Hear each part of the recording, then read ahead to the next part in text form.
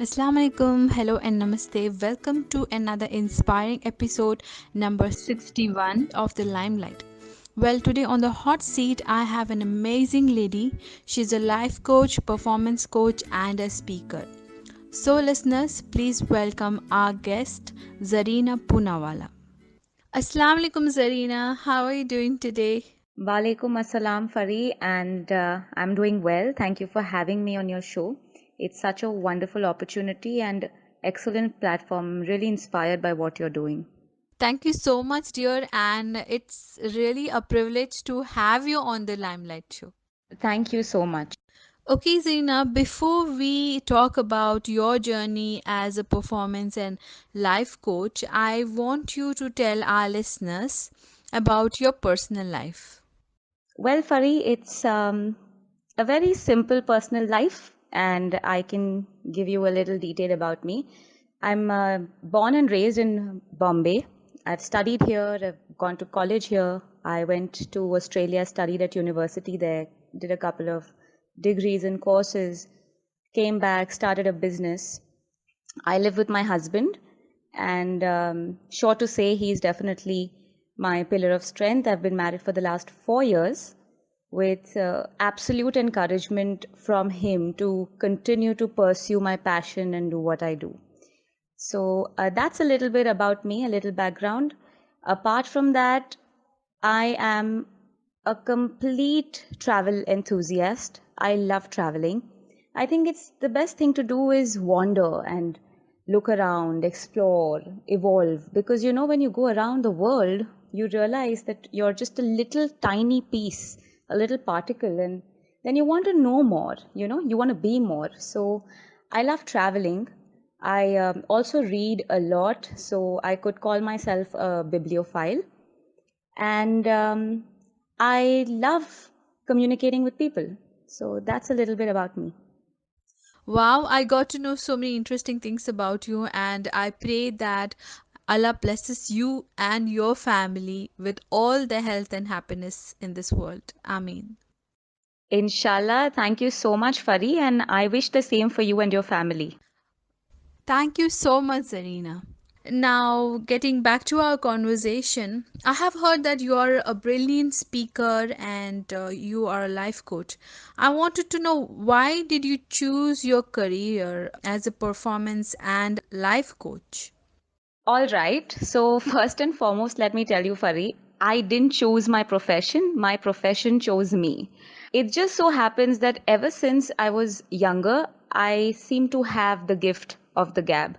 But I never really put it to practice in any such way, as a speaker or going out and addressing people all the time.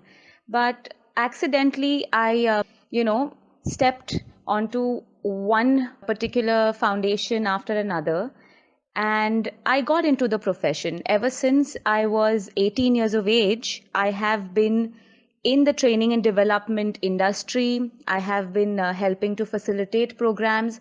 And in fact, when I went to study, when I went to the University of Sydney and studied in Australia, I was working for a company, and it seemed that my motivation and my skills to inspire people were so good that my team did really well, on days when I spoke to them. So my boss, he kind of was looking into this, and he saw this quality in me, and he made me do the train the trainer course. So you see, like I said, my profession, it chose me, it happened to me, and I cannot be more blessed and more fortunate and happier, because it's the best thing to do. And I think growing forward, what is going to be my legacy is going to be touching people's lives. That's something amazing, because I think we sometimes don't know our potential, and people around us, like, they figure out what we are good at. You're doing a great job, and I wish you all the best in that. Thank you, Fari. I appreciate that. And I absolutely agree with you. Sometimes you don't realize your own potential, but people around you, they help you, they help you to see who you are. They kind of become a mirror for you. Absolutely, Zarina. Now, as a woman and as a mother, there are a lot of women who hear my podcast, and we go through a lot of stress and tension in every day related to our children, house, or the work we do. So, how can a homemaker or a working mother, keep themselves positive and happy in the everyday life? That is so true. You see, women, as women, we are empowered, but at the same time, we are kind of carrying the world's shoulders on us. And everybody is looking to us for answers, from children to husband to in-laws to even your own parents to your siblings. So I understand it's a very difficult role that we actually have in this world. But Fari, I truly believe as a woman that firstly, stress leads to us being very unhappy. And that comes from overthinking situations, trying to overanalyze, and a couple of things go wrong when we start doing that. We kind of push our relationships away, we kind of look at ourselves and feel underconfident. So, I'm going to give you these four very simple rules that I think work for women, and in fact, they work wonders. And I hope all your listeners, since you mentioned they are maximum women, I really hope that all the listeners use these tips. So, let's begin with understanding first that happiness is a choice. It isn't that you decide that you want to be sad and remain sad. You can also decide you want to be happy. You make a choice, you know. And when you choose that throughout your life, even through your basic days, your routine, it really changes the way you feel about yourself. So, maximum women, we kind of start looking lower at ourselves compared to everybody around us because we're not happy from within. So, the first step to happiness, to choosing happiness, is to smile. It's free to begin with, doesn't require too much time, effort, or energy from you. All you need to do is wake up in the morning, irrespective of the alarm ringing or the husband asking for breakfast and the kids trying to rush to school. Take 2 minutes. Wake up 2 minutes earlier if you have to, but sit for 2 minutes in peace. Smile and close your eyes and think of something good. That's how you must begin your day. That is exactly how you must begin your day. Anything less than that is just breathing and going around like a robot. So that's the first thing. The second thing is something we really lack at doing, and we need to be more active about this. That is appreciating yourself. Compliment yourself. We're constantly looking at people around us to validate us, that they'll make us feel better about who we are, and they should notice how much we do, they should give us attention. But what if people don't do that, even our own families? Will we just allow them to bring us down? Absolutely not. So, what do you do for yourself in such a situation? If you've done something good, if you've made a good meal but nobody appreciated it, it's okay. Appreciate it for yourself. Stand in front of the mirror, look at yourself and say, "You're looking good today." Tell yourself that you are beautiful. Tell yourself that you're absolutely worth it. Don't wait for people to appreciate who you are. It is very important not to do that. Then let's go to the third point. Now, this is something, I have been struggling with, and that is making people understand, especially women, that time is the essence. Everybody tells me, "Zarina, I don't have the time to breathe because I am so busy looking after everybody and doing so many things." But if you don't have time, then what do you have? As long as you have life, you have time, and after that, you have no time. So, what do? You remove 30 minutes through your day at any point, when your kids are at school, or if you don't have kids and you're going for work, come back from work, or probably the first half of the morning, remove 30 minutes to do something that you have always loved to do. Do something that you are passionate about. And if you don't have a passion that you've identified as yet, you don't have a dream or something that you've wanted to be, it's okay. Take up a hobby. It could be anything from reading to dancing to gardening to pottery to painting. It could be anything of your choice, but 30 minutes has to be me time. You've got to give yourself time to re energize, to rejuvenate, to feel who you are. And finally, the fourth point, Fari. It's very simple and it needs to be done. Although I think we find it very hard to do so, that is expect less. Expect less from people around. It's not our fault if we are expecting more from people, because you see, that's what we're doing. We're doing so much for others, sometimes so unconditionally, that we think that they should do the same for us. But what if they don't? What happens then? Does it make us sulk and sit down and brood over our lives and victimize ourselves that I'm just a nobody? No, definitely not. That's not who you are. What you need to do is expect less from others, expect more from yourself. So what if people aren't noticing a couple of things that you do, or the way you've dressed, or the way you look?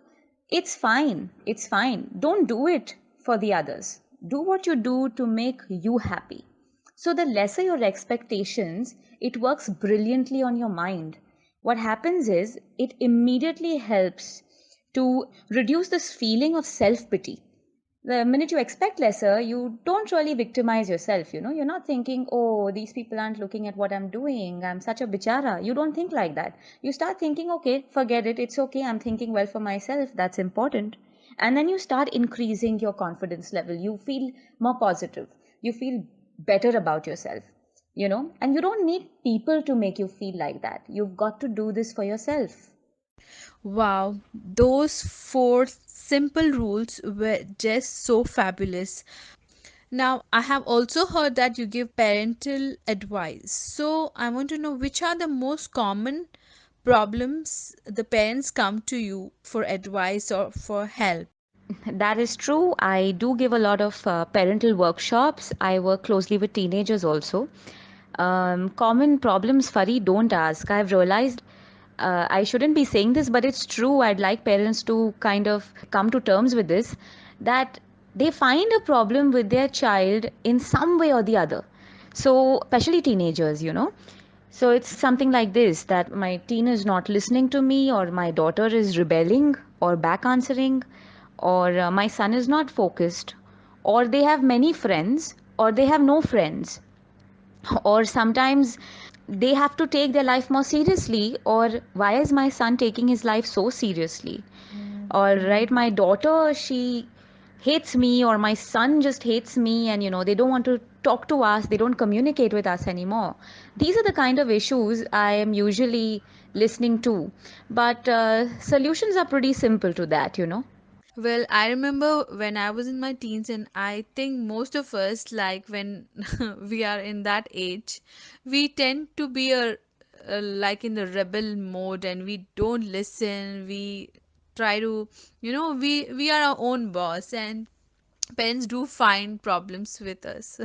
That's for sure. And I'm very sure people like you have a very good solution to handle the parents and the teen problems. Absolutely right, Fari. I am pretty sure, in fact, if my mom has to hear me saying this, she'll be like, if you knew how teenagers are supposed to be so nice, why were you giving me a tough time when you were one? But what I mean is, it's actually not that difficult. See, kids themselves, they're kind of figuring themselves out. They don't know who they are, they don't know what they want to be. They probably are pressurized with so many questions these days from a very young age. In fact, there are pressures of becoming things, becoming someone, already knowing the profession that they should get into. So these things, they kind of squeeze them. They don't allow them to grow. They make them claustrophobic and rebel, or lack of focus, sometimes being a recluse. All of this, I agree, it happens a lot in this age, but understand that they are changing hormonally. They're moving from, they're hitting puberty, they're becoming, they're going from their adolescence to adulthood to teenagehood. So there are a lot of things, curiosities in their minds about themselves as well. And with us trying to be there for them and being concerned parents, we have to do a few things to make this situation better, because they are going to behave this way, let's assume. So how do you make the situation better? So it's simple, you start treating them like adults. You have to respect their views. You've got to make them feel like what they say matters. Get rid of the do's and don'ts. Everything is not about do this or don't do that. Move on from that. Talk to them about regular things, about common interests. Try and make them feel that whatever they say is also valued. They are valued. Make them feel that they are not always wrong, that maybe there is a point. Listen to them, give them a keen ear, allow them to tell you things. That's the best way to do this, trust me. And I've seen it work wonders. It does, it totally does. And one thing I have to say about kids, Fari, the amount I learn from them and how beautiful they are, it's just amazing. And teenagers, they may be little devils running around for everybody else, but for me they can be my best friends because they have such lovely insights, but just nobody to hear them. So I just feel that parents need to open that gate of communication and treat them with respect as adults. Yes, you're absolutely right, Zarina. And now, after this serious talk, I have something interesting for you. It is a rapid fire round. I will be asking you four random questions. You can answer them in one word or a sentence, okay? Wow, Fari, you've really put me on the hot seat here now with this rapid fire. All right, shoot, let's do this. I'm ready. Okay. So, my first question is, who is your favorite actor? It's Akshay Kumar. I absolutely adore him. He's a really very good actor. My next question is, in one word, if you could describe yourself, what would that word be? I'm a sponge. I absorb everything. Problems, issues, conflicts. So just a sponge. That's how I see myself. Superb answer. Okay, my third question is, the best compliment you ever got. Thank you, Fari. Your questions are superb, actually. So, the best compliment I've ever been given, usually, like I said, I'm appreciative and complimenting myself. But I was told just very recently by a very happy client that, Zarina, thank you for helping me help myself. This is the best compliment I've got. Wow, that is superb. Okay, now my last question is, if you got an opportunity to act in a movie or a drama, which would that be? I mean, which role would you choose and which movie or which drama? Fari, you're really making me think. So, this is a proper rapid fire for me. If I had to choose one, I'll tell you this movie Barfi. I really loved it. I just loved the fact that expressions did not require words. Emotions were not necessarily shared through the most stereotypical ways. So I would love to play a character like that, probably Priyanka Chopra from Barfi. Well, a good choice, and that was the end of the rapid fire round. And Zarina, you did great. You gave brilliant answers. Thank you, Fari. I'm used to usually asking people questions. So, a rapid fire and doing well in it. I'm just happy I managed it. So, thank you. You're welcome. So now we are heading to the last segment of our show where we ask for your advice to our listeners. Of course, Fari, I'd love to share some advice with all your beautiful listeners. This is what I truly believe and abide by in my own life, that your life, it's come with an expiry date. So don't breathe. Don't go through it just as a process. Live it, feel it, embrace it. And it is this masterpiece that you are carving. It's entirely yours. Shape it the way you like, but most of all, live it. Also, we all have issues with ourselves and relations because of a very, very small three-letter word. It's called ego. So, this is my own proverb for ego, that the higher you go, the lower must your ego. So learn to let go of those things. Be happy, be peaceful, and just make sure that you don't waste this masterpiece, this beautiful, unique gift of life.